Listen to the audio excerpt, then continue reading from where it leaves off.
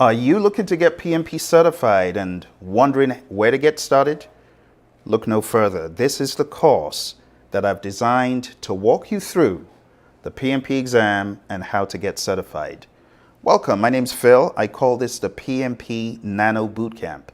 This bootcamp is extremely rapid, so you might need to watch it a few times, but by the time we're done, you'll know all about the PMP exam, the direction, and the scope. So let's jump straight in.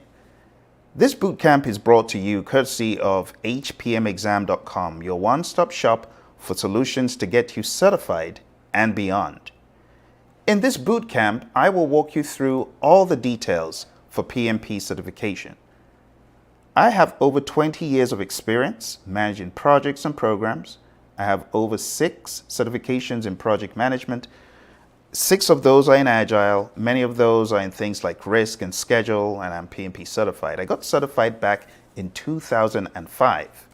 Since I got certified, I've been helping people and companies, organizations worldwide in their project management. As you can see here, some of my clients include the FBI, the U.S. Army Corps of Engineers, the U.S. Army, NASA, the Department of Transport, the Department of Commerce, and the U.S. Air Force. I'm one of those engineers, you can say, who escaped from the work site, but I didn't forget all that I learned. I've been very focused on helping project managers across the world get good and great in their project management. There are different levels of project management, and what I seek to do is help PMs to be truly great, not just pass the exam, but be truly great project managers. My firm is called Praizion Media, and here are some of our clients worldwide. Some of these you might recognize. My background is very vast. In addition to my engineering degree in civil engineering and my master's in construction information technology, I've worked for various organizations from banking all the way to gaming. My buddy Roy is my co-trainer. You'll see him quite a lot on this course. We built out the Agile portions of this course together. Now, you might ask, what do I need to get PMP certified?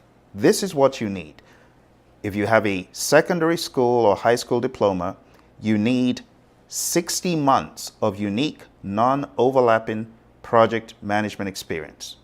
And on top of that, you need 35 hours of education in project management. If you have a 4-year degree, then you just need 3 years of experience in project management.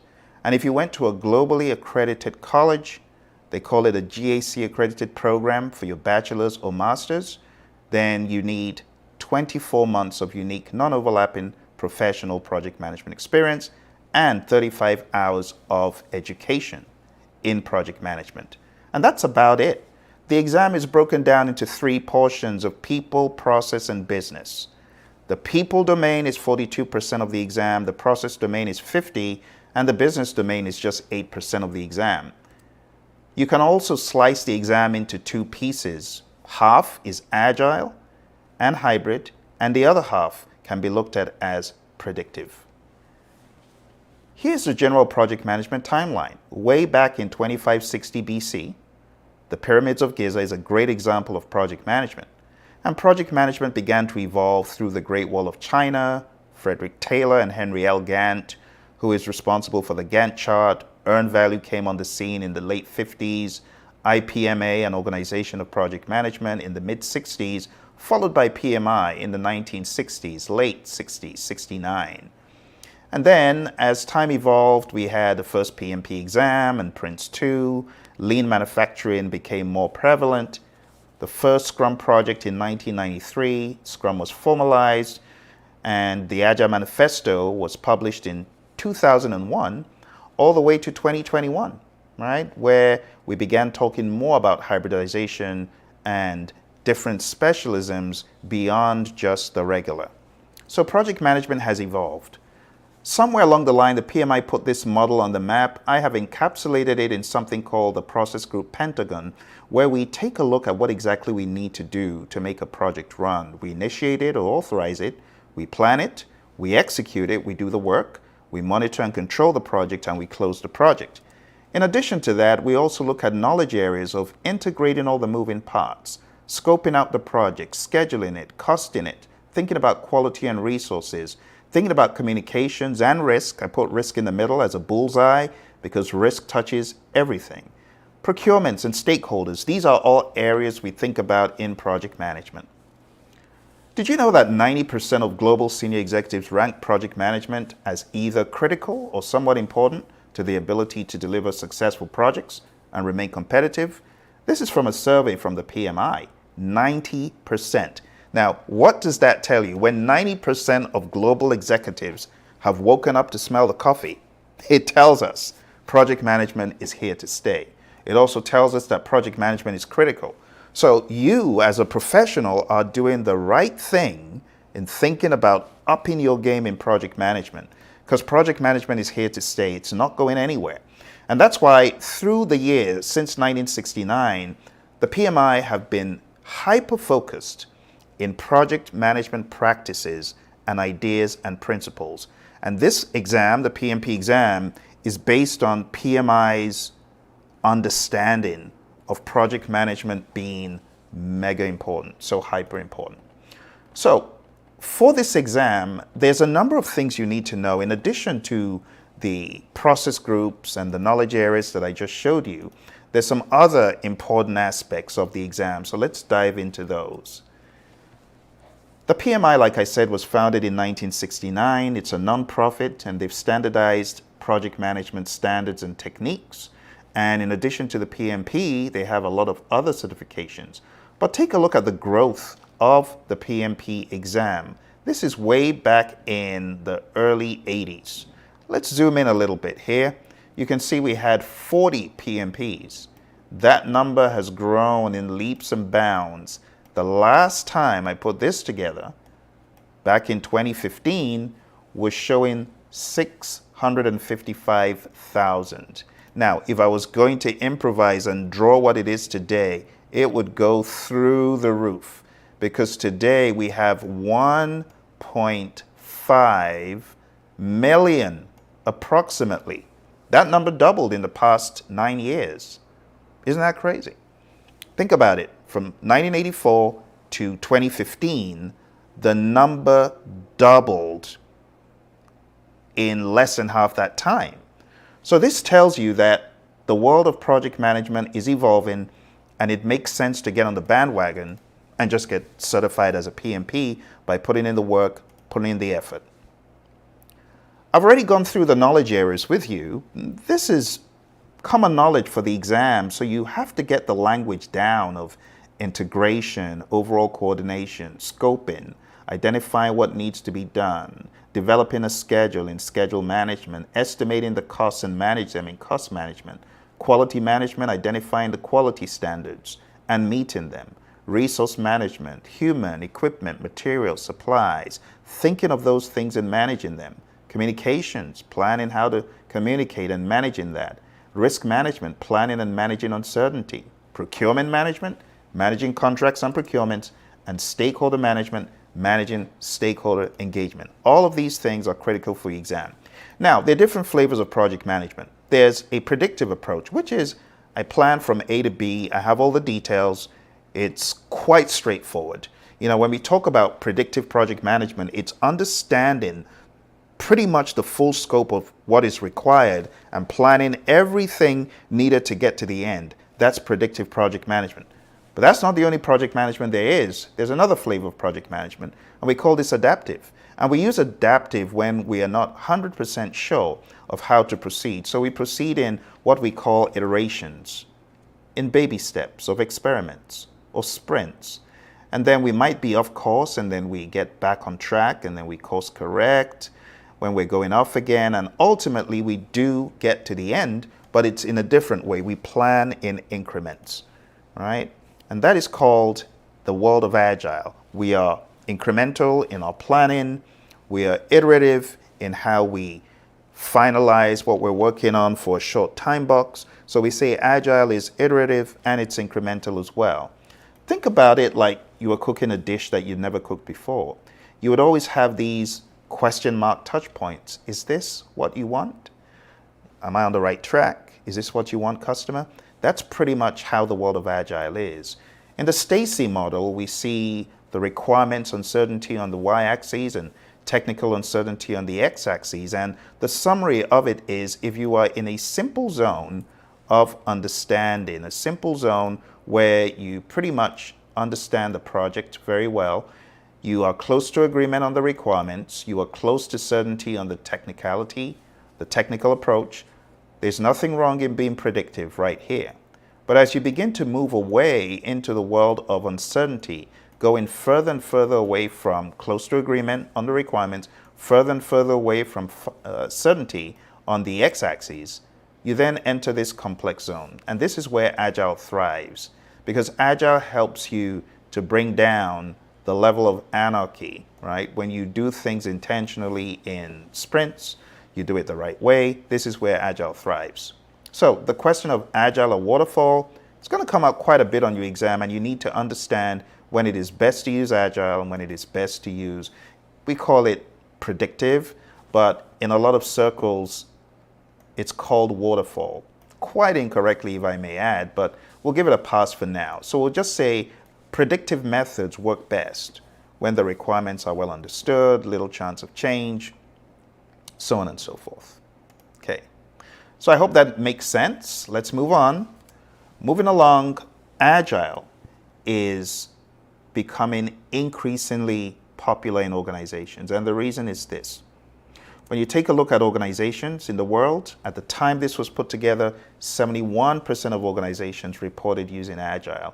Now the number has gone into the 80s.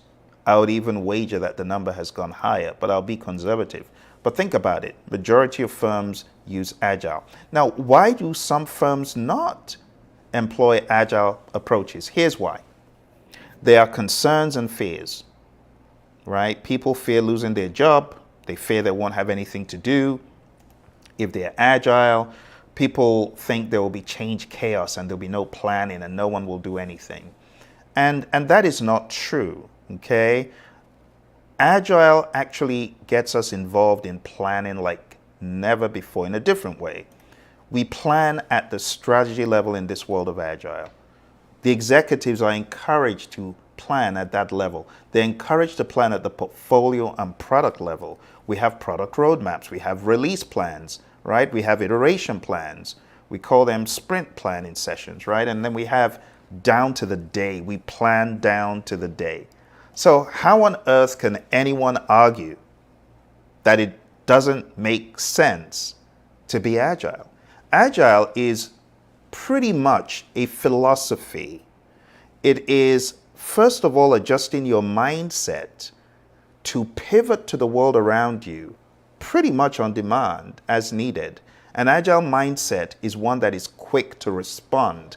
But it's not just the mindset, it's the actions.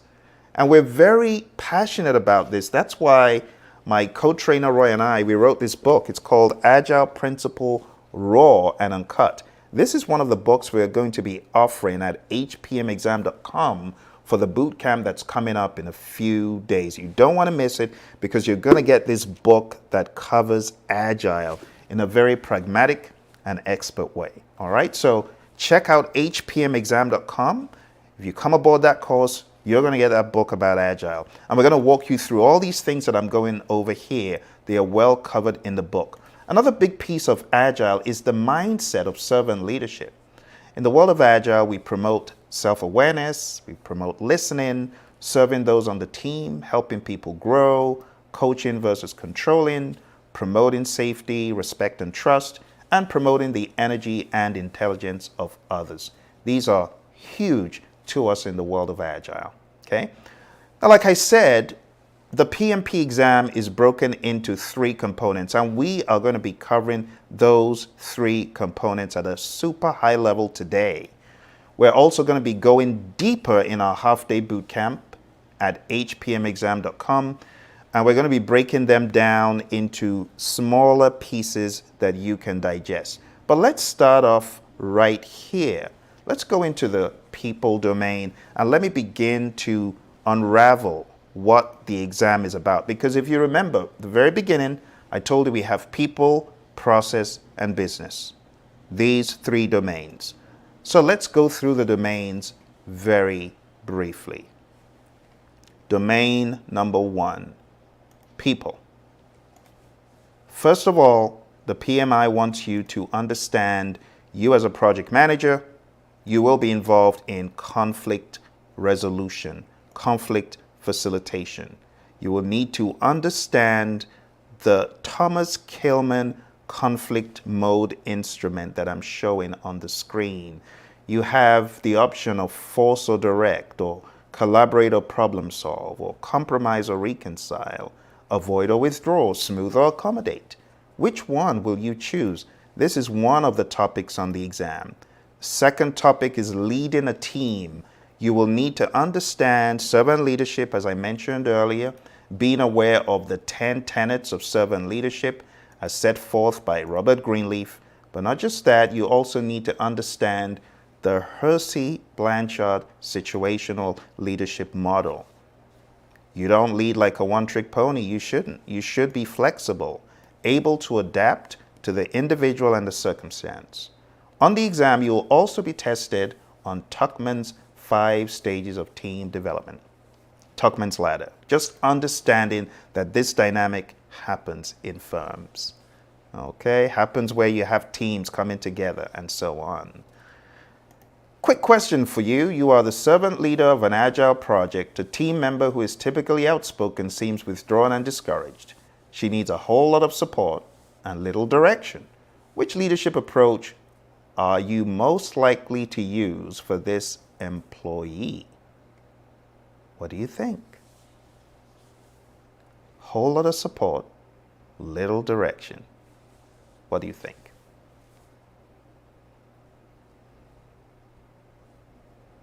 Okay, so let's go back and I'll explain.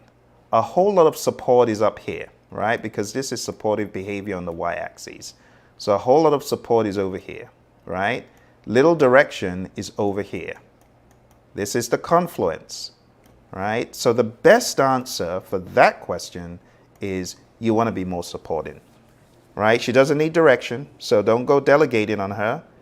She doesn't need I beg your pardon, she doesn't need direction, so don't go coaching on her. Delegating is less support, and democratic is not even one of the approaches that we mentioned. So democratic is where you're bringing people together for consensus. So that's kind of a different type of leadership outside of the main topic here. All right, so the best answer to this would have been supporting. And these are just a few of the ideas that we bring to our class to discuss with you. What is the best leadership style for managing a project? I think this one, you're going to get this one right, because now you know the trick. You shouldn't be a one-trick pony, right? So the best answer to this, my friends, is the most fitting for the project and the team. Okay? It's really all about the Hersey-Blanchard model. All right? Still in the people domain, we talk about supporting team performance. That's another task that you're meant to be able to do. You're also meant to empower team members and stakeholders. And empowerment is responsibility, giving away accountability, accountable tasks to the team, or just letting the team step up and be accountable themselves. You know, in the world of Agile, we don't push on people. Instead, we look for a more volunteer approach, more autonomous approach. And you will be tested about that. Do you know that in the world of Agile, we are more team-led than centralized, right? In the world of Agile, we don't rely on a one belly-button accountable team leader. Instead, it's distributed across the entire team. Something else you need to know for the people domain is ensure team members and stakeholders are adequately trained. You also need to understand how to build a team. And part of the tenets I just mentioned will come into play here.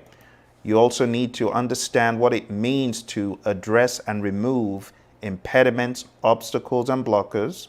What it means to negotiate project agreements, because there's all sorts of agreements, right? What it means to collaborate with stakeholders, understanding the power interest grid, also call the influence impact grid when we change the dimensions or we change the parameters on the X and the Y.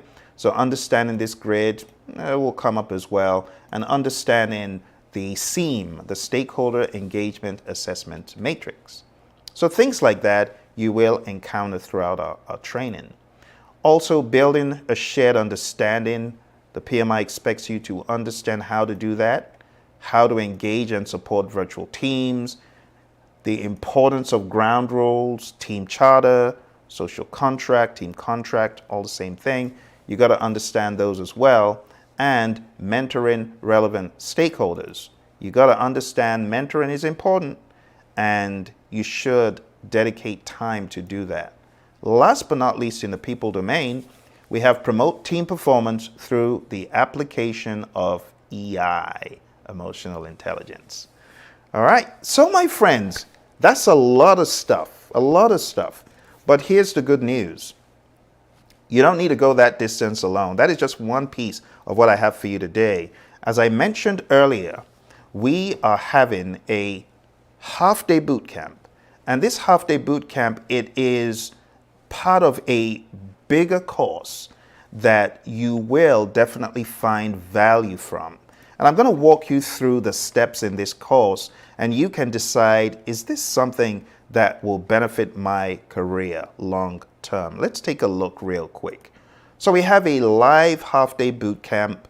Look for the details at hpmexam.com, okay?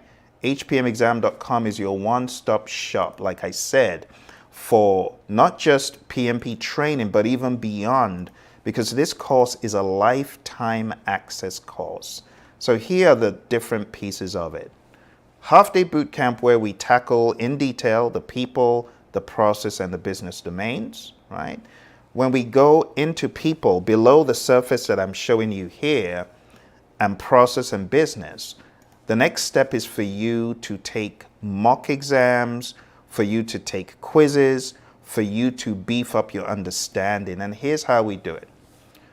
We have on our learning management system, people, process, and business explained, over 40 hours of additional content. That's right, 40 hours. So in 40 hours, you will be able to go over people, the 14 tasks, process, the 14 tasks, business, the 4 tasks, PMBOK 6, all the knowledge areas, PMBOK 7, the principles, the domains.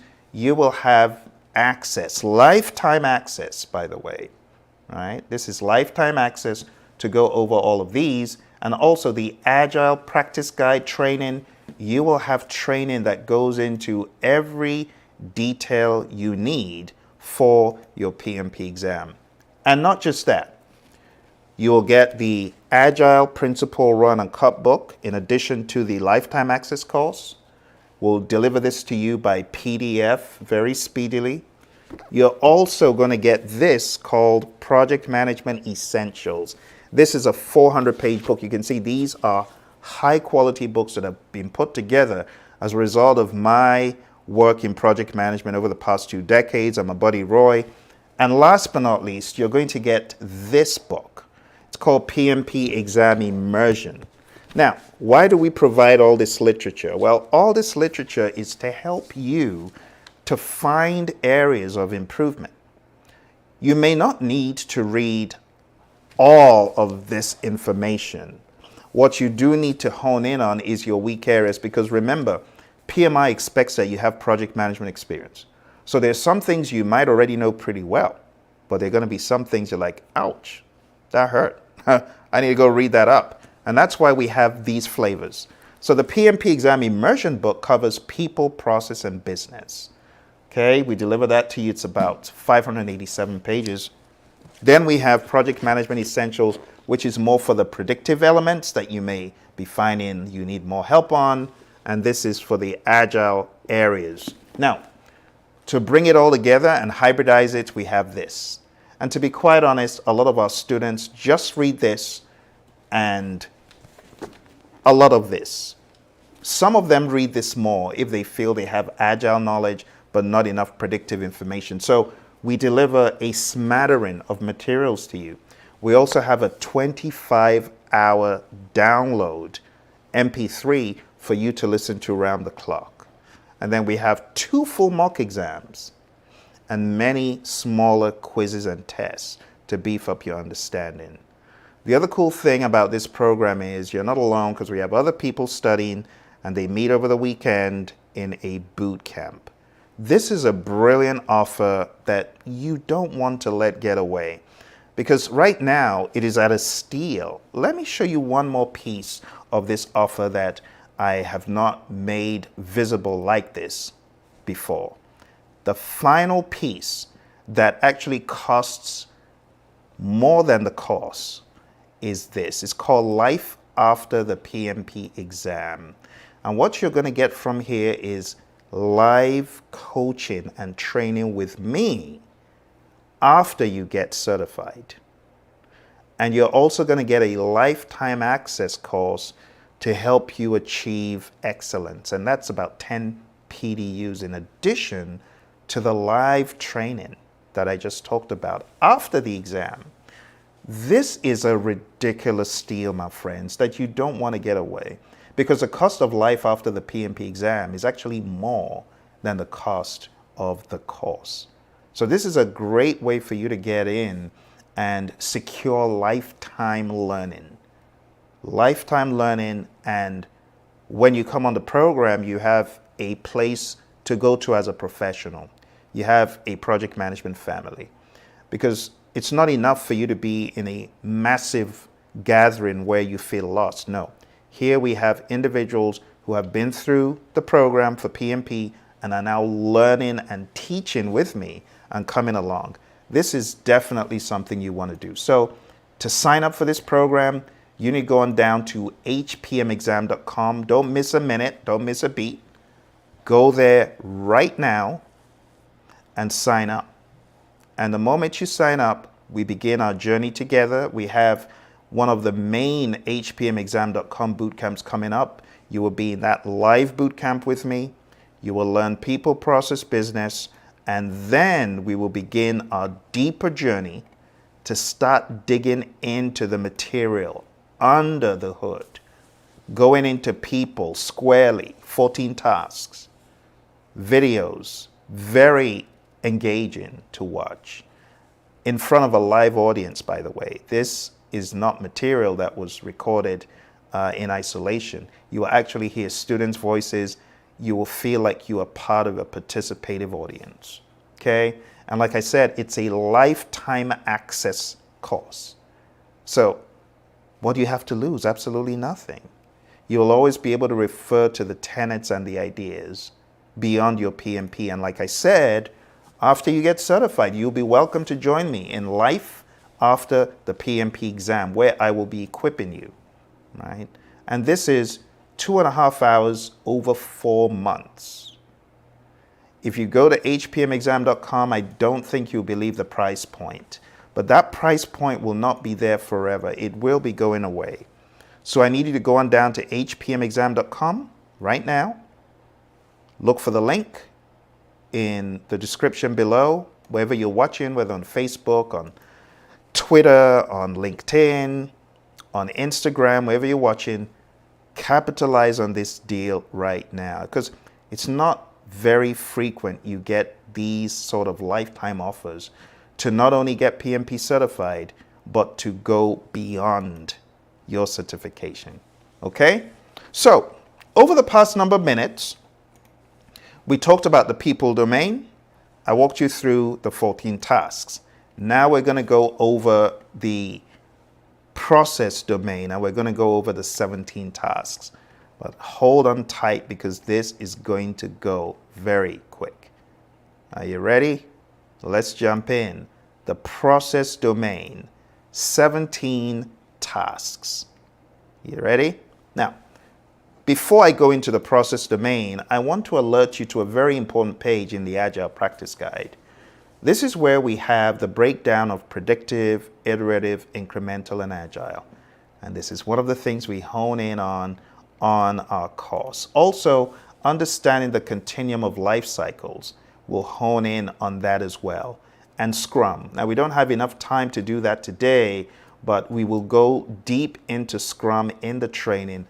And I will be unraveling and explaining the intricacies. There's a lot of tiny little intricacies when it comes to Scrum that is very easy to blow past. I got certified as a Scrum Master in 2011, about 13 years ago.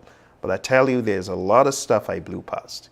I will be highlighting those things so you don't get lost, okay? And also on the program, you'll also be able to listen to my buddy Roy, who will share some insights. He'll talk about various aspects of the course. Now, before we go any further, I'll let you get a little insight into my buddy Roy and his perspectives about this particular task. Execute the project with urgency required to deliver business value. I want you to get a little taste of what Roy has to say. So let's listen. Let's go. Yeah, so it's actually a really valuable thing to do, regardless of the process that you're following, to try to find ways of doing things incrementally, not just for gaining feedback, which is a huge value, but also you could potentially get incremental return. So if you can do things in smaller chunks, deliver them, get some kind of return, either knowledge or in funds or whatever it happens to be, delivering things incrementally can be a major benefit for your organization. Now, what we want to try to do is we want to try to build things in what we call an MVP. I want to be clear on, there are three little phrases that we're going to go through: MVP, MMP, and MMF. Acronym soup here, right? But we'll get there. All right, so the intent with this is to discover the minimum amount of functionality we could deliver in order to get some kind of return out of it. And again, return could be happy customers or knowledge or whatever it happens to be. Let's talk about those three different phrases. So first, there's the MVP. That is the minimum viable product. Now, people often get the MVP confused. It's misused all over the place. Quite honestly, I misuse it intentionally because it's such a familiar term. I'll use it regardless of what I'm trying to say because it's just an easy term for people to remember. But MVP is supposed to mean to discover the minimum viable product. It is a discovery, it's a learning exercise of discovering, is this product or this thing that you're delivering, is it a viable thing that people are going to want to make use of? It does not mean you have to build anything. You could just do it as an experiment, doing some surveys, doing whatever it happens to be. That can be your minimum viable product. Just talking with people could be an MVP, just to make sure that you're going the right direction and it's something worthwhile doing, right? It's an experiment. It's a learning exercise. It could include functionality or it may not include functionality. Now, the next one is the MMP. MMP is minimum marketable product. Now, this is different. This is actual functionality. It's the smallest amount of functionality or features or scope, if you will, that you can deliver to get some kind of return. Do you always have to deliver everything in the specification or in the original request to actually get some kind of return out of it? Maybe you can incrementally do it, the minimum chunk of that functionality, in order to get some kind of return. Now, the next one is the MMF. MMF is minimum marketable feature. So MMP is the entire product, something that you are usually used. MMP is usually used when you're doing something greenfield, something brand new, something that is not already existing. You're trying to discover the smallest amount of stuff that you have to do to deliver that initial product delivery. MMF are the additions to that. What's the minimum set of functionality that you need to do to have a usable chunk of functionality or features or scope or whatever that's actually going to get some kind of return? So you will need to know those terms. MVP in particular is the most widely used, also the most widely misused term, but you get the idea. There are ways of encouraging the minimum. Every one of these has something in common. Minimum, right? The minimum viable, minimum marketable. There's another term actually as well, the minimum business increment. It's the same basic concept, right? It's the smallest amount of stuff that you can do to get some kind of return, right? You get the idea. So we're always focusing on the smallest amount. The PSI, it may be a piece or the whole of the MVP or MMP or whatever, right? It's doing things in small increments and sometimes assembling them to get something larger and more useful. Back to you, Phil. Awesome stuff from our buddy Roy there. Thank you, Roy, as always. So that is a very good opener for the first task. Execute project with the urgency required to deliver business value. And Roy implicitly covered this. You want to understand the opportunity through a different lens. And he called this taking a look at the MVP, minimum viable product. But that's just one. That's just one thing in 17. So let's get our skates on and let's begin covering all the other pieces that you need to know in process, the process domain. Okay. So again, that is number one. Let's go to number two. Number two, before that, is manage communications.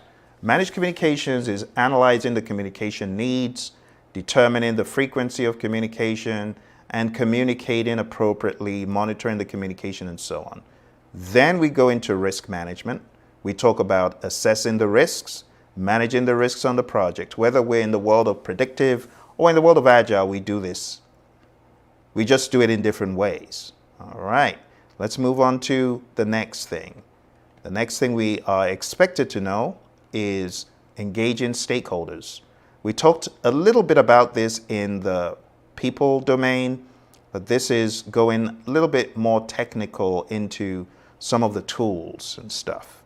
Then we talk about plan and manage budget and resources, talking about managing the cost, and that of course involves determining the cost, but you go the next step and you ensure that it is effectively managed based on the resources that you have on the project, and the time-phased budgets at completion have to be effectively managed. Then we talk about planning and managing the schedule. We determine the timeline for the project. That is a huge one. That's the project manager's bread and butter. I always say that because without a timeline, what are you managing the project to, right? Because we say project management is the application of knowledge, skills, tools, and techniques to a project that is a temporary endeavor. Temporary means it has a beginning and an end. And we use our schedule to really harness in that control of getting to the end at the right time. Then we've got plan and manage quality of products and deliverables. Quality, in my mind, is four things. Let's pin down what quality is, right, for a quick second. Quality is fitness for use, conformance to requirements, customer satisfaction, and Kaizen. It's all those things. Because not only do you want to have a quality management plan, you got to execute it. And you got to always keep challenging yourself from a quality perspective. And that means Kaizen, change for the better, change for the better. All right, let's move on. Beyond number 7, we have the next one, number 8, under process, plan and manage scope. Scope is a very humongous beast, and we will be tackling the beast in the course because we have to do many things. We have to plan scope management. We have to come out with a scope management plan and a requirements management plan in some instances. And then we have to collect the requirements, define scope, create the WBS, and we have to talk about validating the scope. And that means the customer will validate that we indeed got all the scope inherent in the deliverable. And then we also need to control scope as project manager. So this is a huge one that we tackle in the program. Moving on, we have integrate project planning activities. And that means when all is said and done, when you've planned everything out, you then need to integrate all the moving parts. Now, again, this is one of those areas that I would love for you to hear my buddy Roy on, because he could give you some agile insights on integration. You know, we don't often use the word integrative planning when we're talking about the world of agile. And that's why this course is so good, because it brings together the best of both worlds. It brings together the understanding and the consciousness of predictive is not useless. Agile is great. It's not the only thing we should do. How about we hybridize? Okay. So that understanding and that mindset is what this course brings to the table for you. So without much ado, let's move on to listen to my buddy Roy one more time. He's going to break down this topic of integration from an agile angle. Yeah, absolutely. So again, planning activities are happening ongoing throughout the entire process. in an agile space. Remember the planning onion, right? So you have 5 different levels. There's another view of the planning onion where there's 6 levels, where strategy is your top level, and that's fine. That's incorporating some portfolio kinds of activities.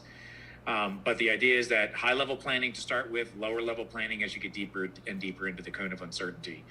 Throughout the entire process, we are planning and replanning based on the changes we discover and the knowledge that we've gained throughout the entire process. So high level plans, all right, where you start, you go deeper and deeper, more and more planning, all the way down to daily planning. So we are constantly planning and replanning, because again, just keep in mind, Agile is a change-based process. You can't have that single perfect plan in a change-based process because your plan is changing, right? And that's the idea. That's why we always plan. Back to you, Phil. Great stuff, Roy. Let's move on to this question. Why does Scrum make it difficult for product owners to make changes to a sprint that is underway? What do you think, based on what you know about the world of Scrum? For those of you that don't know much about the world of Scrum, guessing is allowed. You want to take a little guess? All right. Well, let's take a look at what the answer is. The answer to this is, drum roll. Psst, it's B. The answer is B. It's because asking the team to make a real commitment comes with an associated cost of not shifting the basis of that commitment in mid-sprint. Now, we're not saying that changes never happen in the world of Scrum. We're just saying that we do our best to limit that. We do our best to discourage needless change once the sprint is airborne. I often use the analogy, once the cabin doors close and you're 40,000 feet in the air, you ain't letting no person on that plane. That's how it is in the world of Scrum. The sprint, we need to respect that, okay? There's nothing wrong in taking additional work and putting it in the backlog, but taking that work and shoving it into a sprint backlog is a whole different thing. All right, let's move on. We're almost half of the way, if not more than half of the way. So let's jump into our next area. The next area is manage project changes. And managing project changes is all about anticipating the need for change and staying ahead of the curve, just like a great chess player, right? Anyone play chess out there? You're always thinking, you're always trying to anticipate or predict what your opponent will do. And when they fall into the trap, got him, right? That's how it should be in the world of change management. We want to anticipate what is coming before it does. So one of the long list of things to be aware of in change management is right here on the screen. Okay, you want to go through these one by one. So let's start off from the very first. Stakeholder asks for something verbally. Don't stop there. Put it in formal writing and then put it in the change log. And then you can analyze the change with the team, analyze the change request, and then you send it to the change control board, a body of people responsible for changes on the project. Now, in all honesty, not every project has a change control board. Some projects, they don't. Some projects, it's your boss. Some projects, it's you and your boss that are the change control board. So just be aware that what you're seeing here does not happen on every single project, but it's good to understand the motions, right? The change board review the change request and the analysis, and they decide the outcome. Project manager or CCB member puts that outcome into a change log and shares it with a wider body of stakeholders, and the project manager and the team carry out next steps if the change request was approved. But there could also be segues at point 6, where the change control board asks for more information, where you may need to bring in the sponsor and the customer if they're not in the CCB, but all roads will lead back into the main chain, where at the end of the day, you will need to make a decision as the CCB. Whether it's many people or one person or two people, you need to approve, reject, put it on hold, or pending something else. But the bottom line is you are going to change. Now, my buddy Roy always has great insights about changes. And that's why I keep wanting to bring him in so that you can get an idea of how we tackle change in the world of Agile. It's a little bit different. When we think about change in the world of Agile, we are actually looking forward to change, right? The Agile Manifesto says we should welcome changes even late in development. So let's listen to what Roy has to say about change in an Agile world. Roy. So managing change in Agile, that's what it's all about, right? This is the whole purpose of Agile, right? So the main thing is that that you need to accept the change, right? So the first is to start with the mindset, the behavior. That change is inevitable. It's going to happen. So you can try to ignore change happening or ignore the potential for change to happen, but it's going to happen, right? So even in those things, those projects that we feel could be our best suited for predictive, there's still likely going to be change that's going to occur. So start by assuming change is going to happen. Get comfortable with unknowns.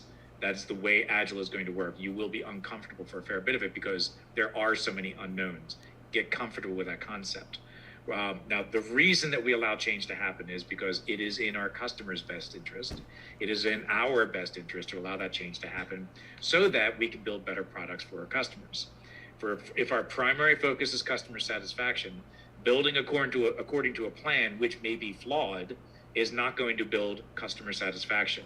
Changing in order to build for customer satisfaction means changing your plan, right? So we're going to allow that stuff to happen naturally. Again, when we allow these changes, it's not change chaos. We want to be very disciplined about it. Any change that comes in, we evaluate it against priorities of other work and the size of the other work. So we go, instead of going to a change control approach of trying to not let change happen, we instead allow the change to happen and then negotiate that change with other things that are already prioritized. So instead of controlling it, we negotiate it. It's a different mindset, a different approach. Okay, back to you, Phil. Awesome stuff as always, Roy. Let's take a look at this. A major theme in Scrum is inspect and adapt. Which of the following best summarizes that theme? Is it A, Scrum insists on auditors who frequently inspect the work? Is it B, Scrum recommends that upper management inspect the burn down charts? Is it C, Scrum emphasizes taking a short step of development, inspecting both? Or is it D? I'll let you read it. It's a bit of a long question, so take your time and let's see what you come up with.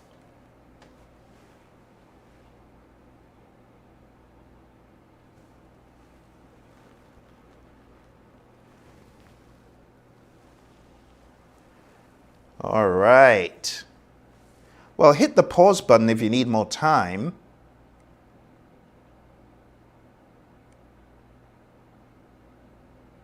So, let me explain the answer, okay? The best answer to this is option C. Scrum emphasizes taking a short step of development, inspecting both the resulting product and the efficacy of current practices, and then adapting the product goals and process practices. So when we say inspect and adapt, right? All the other options are not it. They are not correct, okay? All right, well, we've had a lot of fun so far. For those of you who are just coming, I want to remind you that we have the hpmexam.com bootcamp. All you need to do is go on down to hpmexam.com, take a look at the upcoming date, sign up. You'll be able to be on a live half-day boot camp. And you will also get on-demand lifetime access. You will also get, after you are certified, you will get access to Life After the PMP exam. And the Life After the PMP exam curricula is a combination of my ideas and the great work of my mentor, John C. Maxwell, who wrote the book, How to Be a Real Success. He wrote the book, The 21 Irrefutable Laws of Leadership, and more. In this curriculum, I'm going to be going through my book, as you can see here, How to Succeed After the PMP Exam. This is a dialogue that is going to help elevate your game as a PMP. It will show you what you need to do to really succeed, how to be a real success. I'm going to show you what John thinks. I'm going to show you what I have found to be pragmatic in the world of project management to help you exceed, not just to be a PMP, but to be a PMP plus. All right? So to be part of that, go on down to hpmexam.com. We're covering the people, the process, and the business domains in great detail. All right, so let's jump back into where we were before we took a little break. We were talking about the process domain, and we had talked about changes, and I had given you a little exercise. I hope you found that to be helpful. Let's move on to the next task. The next task is plan and manage procurement. So everything to do with buying what you need from outside the firm, be it a service, be it a result, be it a sub-deliverable. Also part of this exam is managing project artifacts, plans, deliverables, those things are talked about. So in the world of Scrum, we have these artifacts. We talk about the product backlog, the sprint backlog, and the increment. Those are artifacts, but that's not all. We could look at other things. We could look at the information radiator. We could look at other things, like burn down charts, burn up charts. Those are also artifacts. In the world of predictive, we have many different plans and baselines, and those could be looked at as artifacts as well. So artifacts is a very vast topic that you need to master for your exam. Okay, well, let's move on here. Moving on to the next thing, we have determine appropriate project methodology, methods and practices. And we've already talked about this when I showed you the Stacy complexity model, and we had that dialogue about it. And taking a look at the Stacy model, the big question here is, am I more in the predictive zone, or am I more in the agile zone, or am I somewhere in the middle? Okay.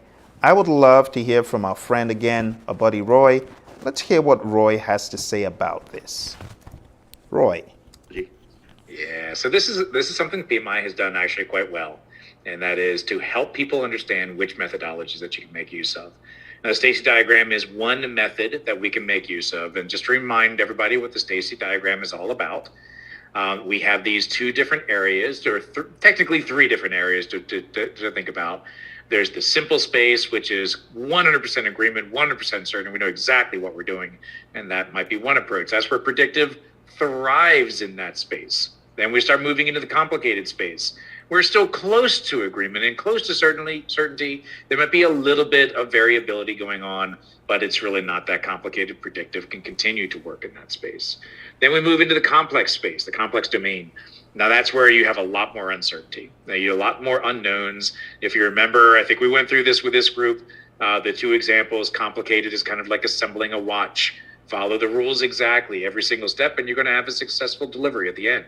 Complex is more like driving to work.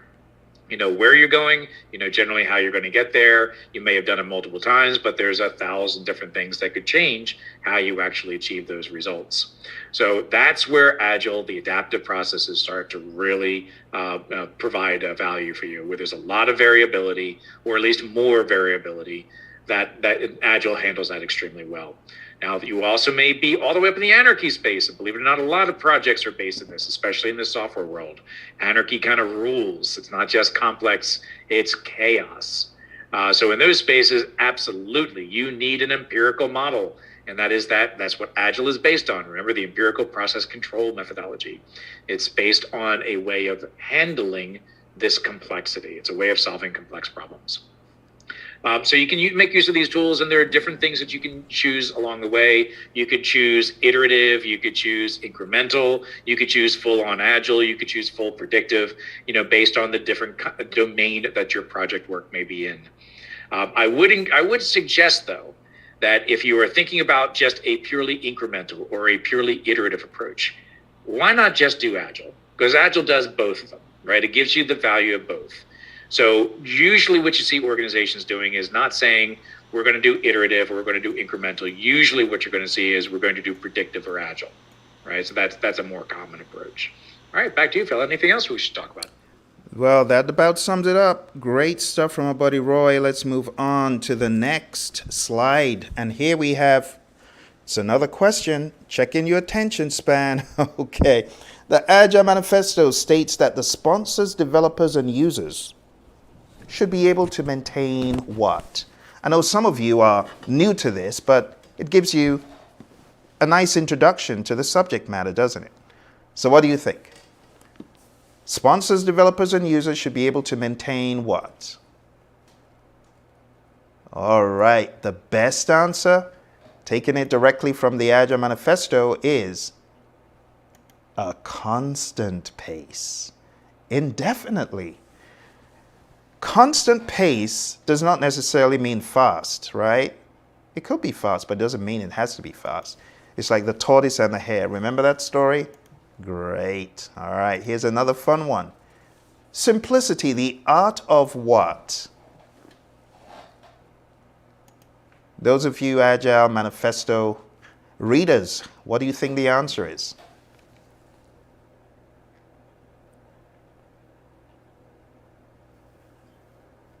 All right.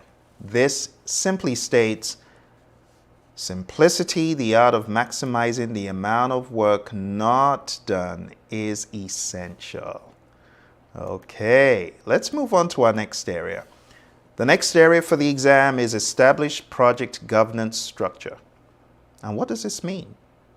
Well, governance is not a bad word. When people hear governance, they think of it as a harsh word, and honestly, in a lot of instances, people generally may not like to be governed because it conjures up images of being told what to do. But that's not what we're talking about here. What we're saying is having structure for authority and people understanding what authority they can exercise on a project. The PMI say governance is a framework within which authority is exercised.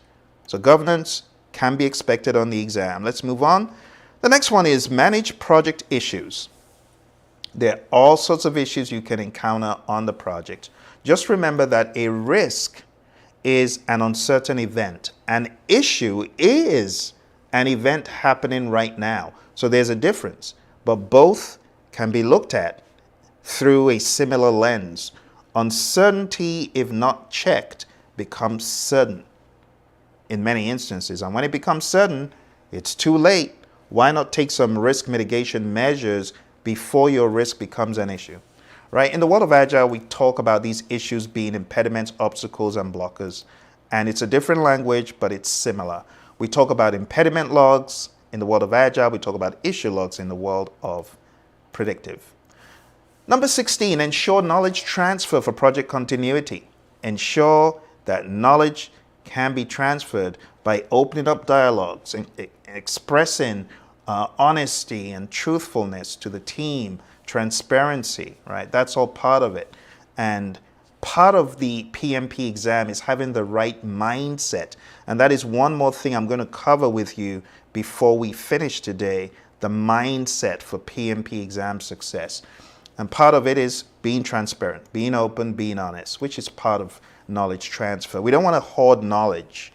That's being insecure. We want to share knowledge, give knowledge, right? And power as well. All right, number 17, plan and manage project or phase closure or transitions. What are we saying here? You got to plan how to transition out of the project. You got to plan how to transition out of the phase. You got to think about the resources being transitioned back, people, team members, maybe physical resources being transitioned back. These are all things we think about. But do you know that in the world of Agile, we see this in a different lens? The way we plan closure in Agile is different. And again, I want my buddy Roy to come talk about this, how we perceive closure in the world of Agile. Why do we look at it differently, and how can we look at it with this background that some of us have in predictive? How do we need to flip the switch? Let's go. Absolutely. So the first part is that we're doing a lot of these activities throughout the project. So shutting down an Agile project should be trivial. All this work, or at least most of this work, should be already done. We're also not doing phases. So it's not just closing down a project. This is all talking about shutting down phases. We don't do phases, right? We're always looking on continuous delivery, value delivery. So there really are no phases. It's just the next thing we're delivering. There's very little to do at the end of a project or in order to, just dot those I's and cross those T's. Now, there may be some final things that you do want to do, especially when you're talking about procurement, and buttoning up all the financials, that sort of thing. Yeah, sure. But again, you should be doing a lot of that work already along the way. There can be some value in doing a retrospective for the overall work. Go ahead and do so. There's nothing wrong with doing that. But again, these should be pretty quick meetings, nothing really that onerous. Don't have massive meetings. They generally don't work. So shutting down an Agile project is really pretty simple. It should be pretty close to just pushing the button and saying we're done. That's where we want to get to. But it might take you some time to get all of that, to be able to do all those activities throughout the project, right? Yeah, Roy, so let's look at an example. Product owner suddenly gets word that a bunch of things in the product backlog aren't needed and needs to, discontinue work. What would that look like if the product owner realized, wow, we got all the value we need? What happens? It's an awesome thing, right? So keep in mind that we want to have that mindset that every time we're delivering something, it could be potentially the final delivery, right? So we are always prepared for shutting down. It's sort of like, watching a television series, it's always prepared to be canceled, right? So yes. You're just, think about how you're going to write that, have some conclusion at every delivery so that it feels like this thing is completed and ready to go at all times. So that means you're always prepared for shutting down. Always prepared for shutting down. Thank you for our buddy Roy there. Awesome coverage. Let's talk about this. In the closed project or phase process, which of the following inputs is used? Ooh. That's a tricky one. What do you think?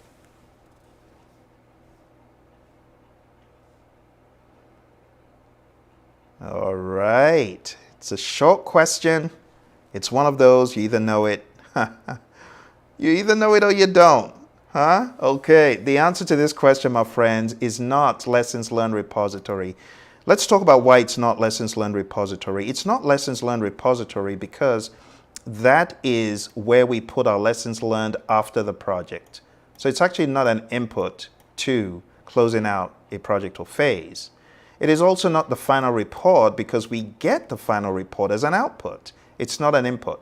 And it's not verified deliverable because that has long since been taken care of in the validate scope process. You see, verified deliverable becomes an input to validate scope. From validate scope, we get an output called accepted deliverables, and that's what really goes to close project or phase. That's kind of the mechanism. So the best answer here is quality report. That is the only correct input.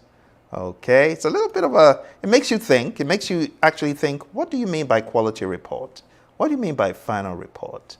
So quality report is state of the union address for quality on the project. How well are we doing? What is going awry? And so on. Final report is what you get out, not what you put in. Okay, a little trickery there. It's always fun to have a little bit of trivia. Let's move into our final domain. Now, for those of you who have not read the PMP exam content outline, there is a document out there, it's free, and it has all of these tasks I've been talking about from start to end, okay? I would love for you to just Google or look for a link below if I'm able to put that link in there, and you'll be able to download the PMP exam content outline. You'll be able to read it. But the exam content outline on its own does not have a whole lot of substance. And that's why I usually recommend coming into our bootcamp. For those of you just coming, we have our hpmexam.com. HPM just stands for Hybrid Project Management because PMP exam has become extremely hybrid. So for you to get in on the next bootcamp coming up, I need you to go on down to hpmexam.com. I need you to sign up so that you'll be part of this awesome offer. Not only are you going to be getting the training, as I said, you're going to be getting a boatload of stuff. First of all, you're going to be getting over 20 hours of audio, MP3. This is stuff you can listen to all throughout your PM journey. Not just PMP, but even after. It keeps you sharp, right? So you get that. You also get lifetime access to a 40-hour online program. Lifetime. You also get access to Life After the PMP exam. you'll be able to be on a boot camp with me. Now you're a PMP guru, right? You're now looking for how to get to the next level.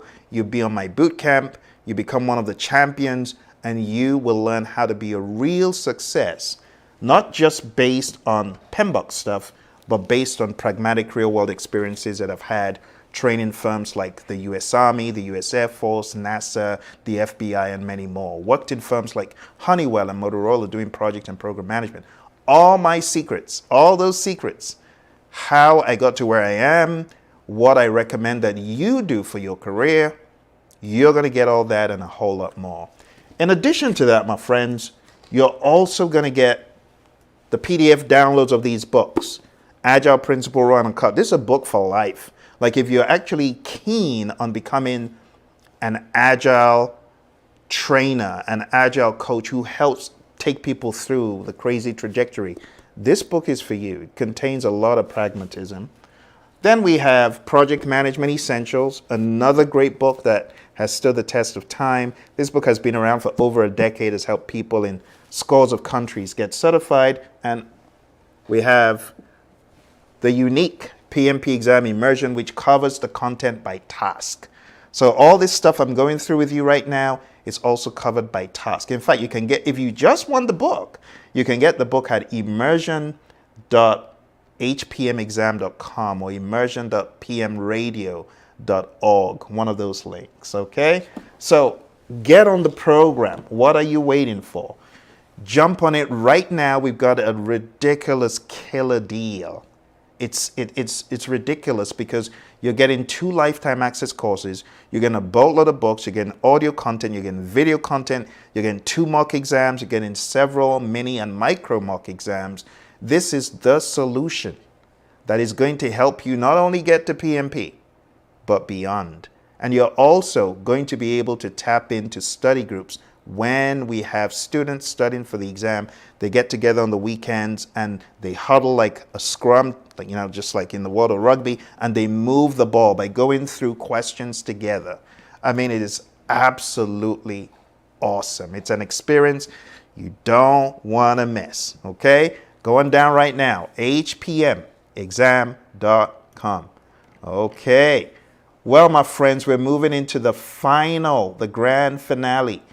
I'm glad that you stayed all the way. We're going into the business domain. Business domain. What's in the business domain? Well, we have 4 simple things.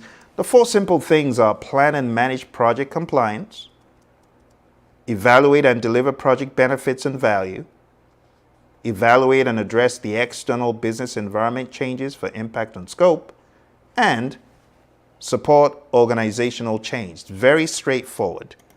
So let me go over these with you. Number 1, planning and managing compliance. This is your responsibility, project manager, right? This is not just about project compliance within the firm. We might have some regulatory, some legal, and other kinds of compliance things that we need to worry about. You know, for example, the Americans with Disability Act. That's a regulatory need. So we may need to make sure in our projects that we are operating at the level of compliance expected with those regulations, especially if we're doing, think about user interface kind of applications, right? In more traditional approaches, we might do it with more documentation, more reviews and all that. In Agile, we might do it more with a DOD. We call it definition of done.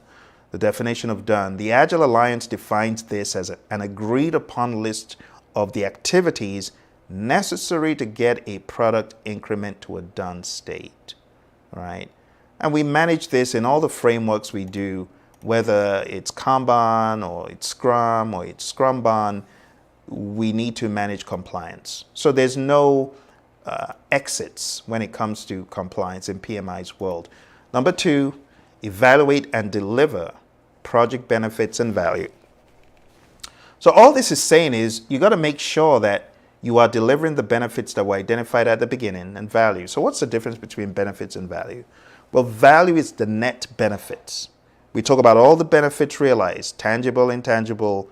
That's what value is when you take all of those benefits and you put them together. And that's a general idea. as a project manager, you want to make sure that the benefits are identified.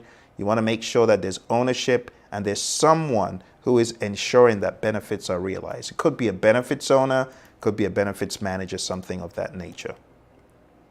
Let's move on to number 3. Evaluate and address external business environment changes for impact and scope. You got to survey what's happening in the marketplace. I mean, I talk about this all the time. The companies that are not looking and are not doing boundary spanning, not looking at what is happening outside of the firm in the wider marketplace, they're going to be here tomorrow. Likelihood of them being here is very, very minuscule. Those organizations not looking into new technologies, emerging technologies like AI, they will not be here for much longer. It's guaranteed. It's guaranteed. You look at the likes of Kodak. Where are the fancy cameras now? It's all been replaced. It's all been replaced by Tim Cook and the great work of Steve Jobs and others. It's been replaced by, okay, Android fans. I didn't forget you, right? It's been replaced by that. So you always got to be looking at the marketplace and what is happening as a project manager, as a product owner. You got to bring that understanding back and you got to pivot when you need to. You know, I think a lot of firms are guilty of not pivoting. They just freewheel and they're totally oblivious to what is happening in the marketplace. But we don't want to be like that. We got a boundary span. We got to look outside of the firm, find the edges. Okay, these are the boundaries, but what are we missing that could hurt us? What are we missing? I think Google woke up and smelt the coffee regarding the iPhone, and we have Android as an answer. And you look at the market share of Android, it's humongous. But that wouldn't have been the case if they were not looking over the fence to spy what is going on. You know, the likes of Samsung, I think they have a few lawsuits as a result, but nonetheless, they're almost unscathed. But in all seriousness, it makes sense to look at the environment around you. That's all this task is saying. Let's move on to the final one. The final one is support organizational change. So assess organizational culture, evaluate the impact of organizational change to the project and determine required actions. And lastly, evaluate the impact of the project to the organization and determine required actions. And that's it, my friends. We have gone through people, process, and business. And so far, we've probably spent about 1 minute and 12. Now, can you imagine multiplying that by 3, being in a classroom with me for half a day? Can you imagine that? A half-day boot camp with your buddy Phil, where I'm taking you through all that is needed for PMP success, showing you the peaks, the valleys, the highs, the lows, the secrets.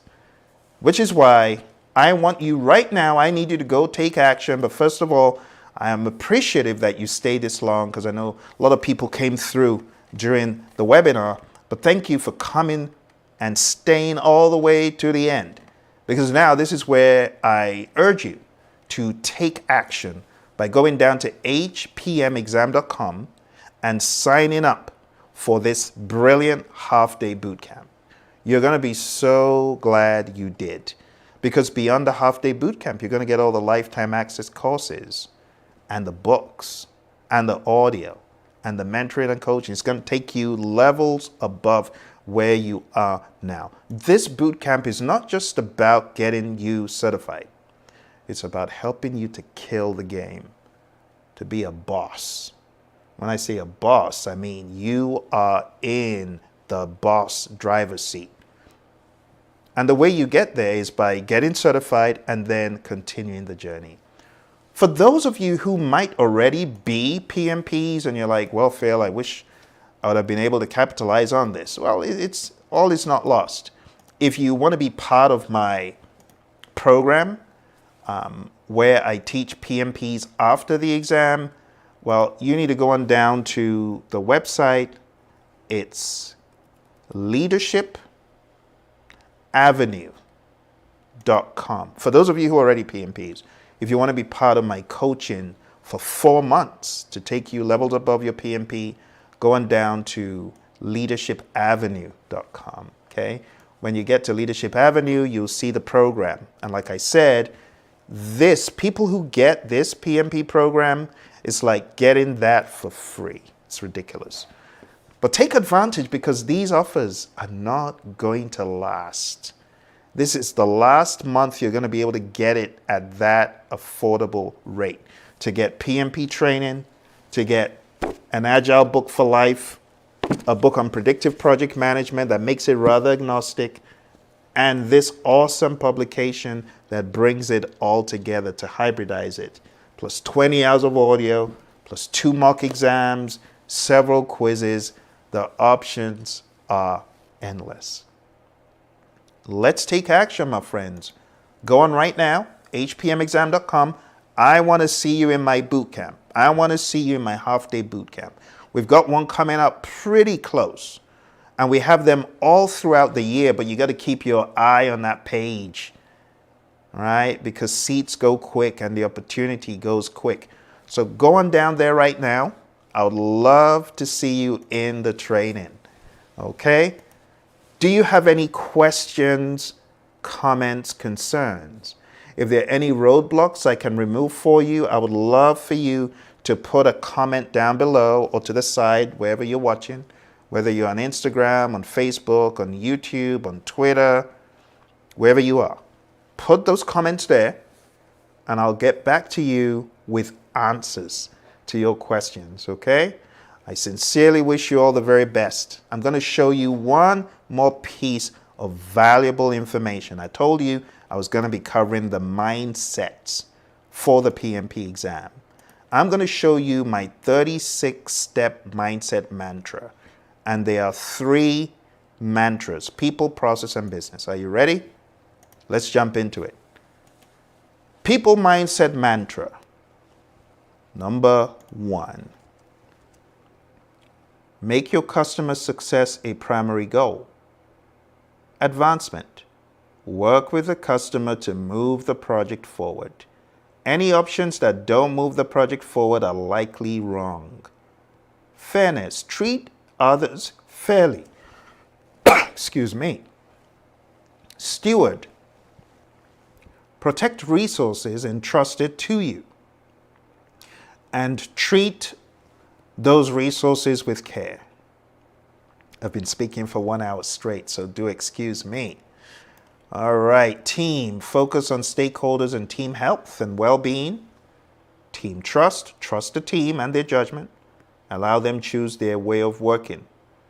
Number 7, servant leader. Defend the team and be a diversion shield and facilitate conflict resolution. Number 8, mentor, coach, serve, and guide the team instead of using punishment and coercion. Number 9, integrity. Do not abuse your position or title or be partial in your actions. Number 10, honesty. Be honest and truthful in all your dealings, even if it may offend others. Number 11, leadership. Be courageous to lead and make tough decisions and tough conversations. Make trade-offs. And last but not least, we have agility. Be agile and adapt. To be, that word is resilient. Be agile and adapt to be resilient. Let's continue. Let's go over to the next domain. Next domain, process domain. The process mindset mantra is life cycle. First, select and tailor the appropriate project life cycle and development approach. Number 2, hybridize. Hybridize where necessary to maximize value and options. Number 3, agile mindset. Seek to deliver incrementally, plan iteratively where possible. Number 4, think systemically and strategically to navigate complexity. Number 5, change. Manage change and configuration with intentionality. Number 6, inspect, adapt. Continuously inspect, adapt, and integrate all levels and layers. Number 7, problem solve. Be a problem solver. Offer solutions and not problems. Number 8, quality and the iron triangle. Proactively build in quality and manage the iron triangle. Number 9, risk and governance. We talked about this. Proactively manage risk and governance. Number 10, manage all areas. Logically plan and manage all knowledge areas. Number 11, buy-in and authorization. Seek authorization and buy-in when necessary.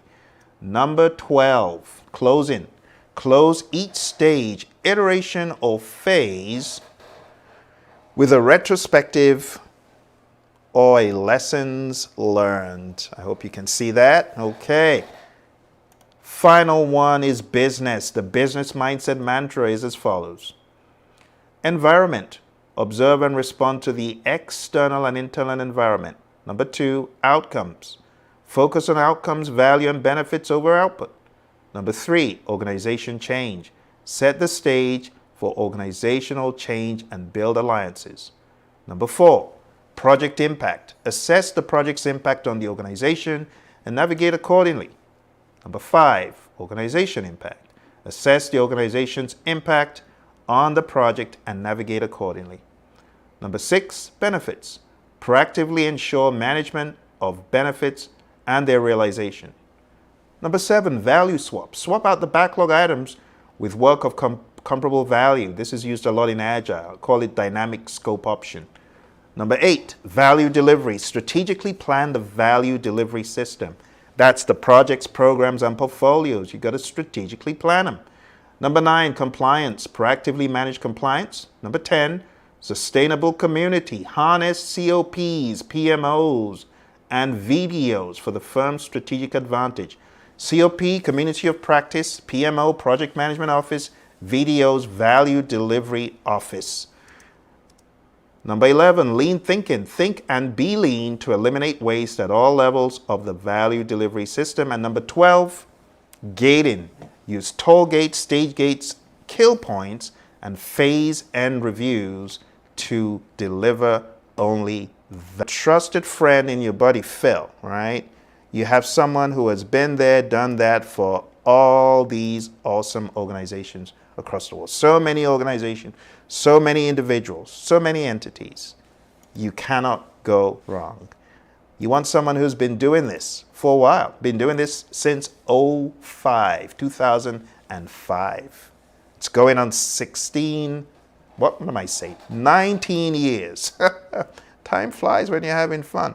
Going on 19 years. So I hope you enjoyed the presentation. I hope you enjoyed the webinar. Don't forget to hit like, subscribe, and share.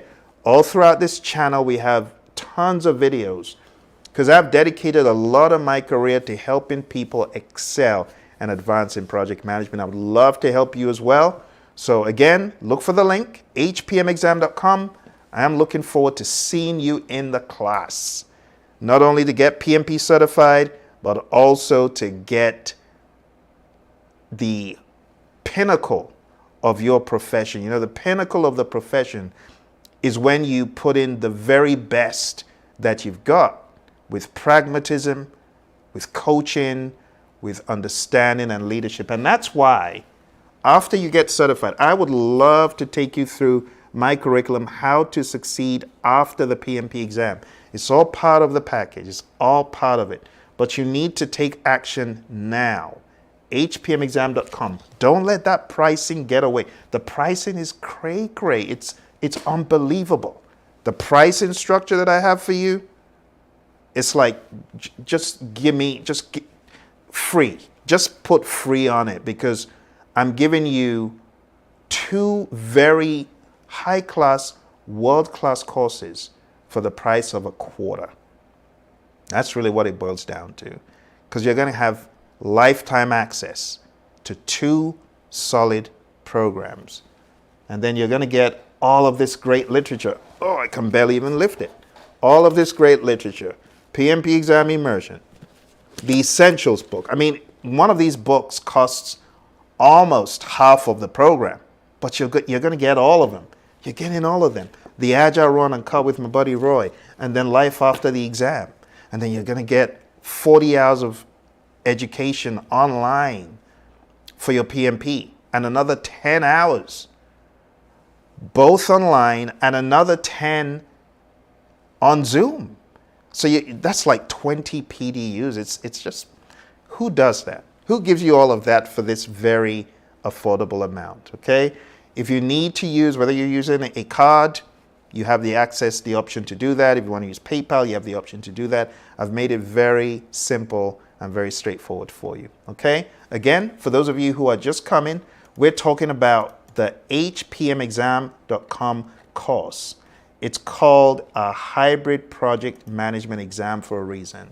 Because the PMI, they're going to ask you people, process, business, agile, hybrid, predictive. That's why we call it hpmexam.com. Okay? All right. Any questions? Yes, lifetime does mean lifetime. For those of you asking, does lifetime mean I can have it for life? Yes. It's a lifetime access program. Once you're locked in, it's yours for life. And of course, all the books and all the materials and 20 hours of audio, yeah, that's yours for life. Okay, any other questions? So the passing score of the PMP exam is undisclosed. The PMI, they have a process that is similar to the Angoff cutoff technique, but the passing score is not disclosed. They'll grade you on people, process, business. Are you above target? Are you on target? Are you below target? Are you needs improvement? You want to be above target on all those areas. In my mind, as you know, just resign, you're going to be above target. Don't plan to be on target. You know, Les Brown says, shoot for the moon, and at least if you miss, you'll land among the stars. So don't shoot for target, because if things could go wrong. So I want you to shoot for above target. That needs to be the mindset. Don't plan target. No, target, above target. Okay? Thank you all very much. I look forward to looking for some comments, for some questions, for some dialogue from you. All right? Don't forget to hit like, subscribe, share with your friends, and I'll see you in more videos on this channel. All right? Thank you for staying this long. All the very best, and bye for now.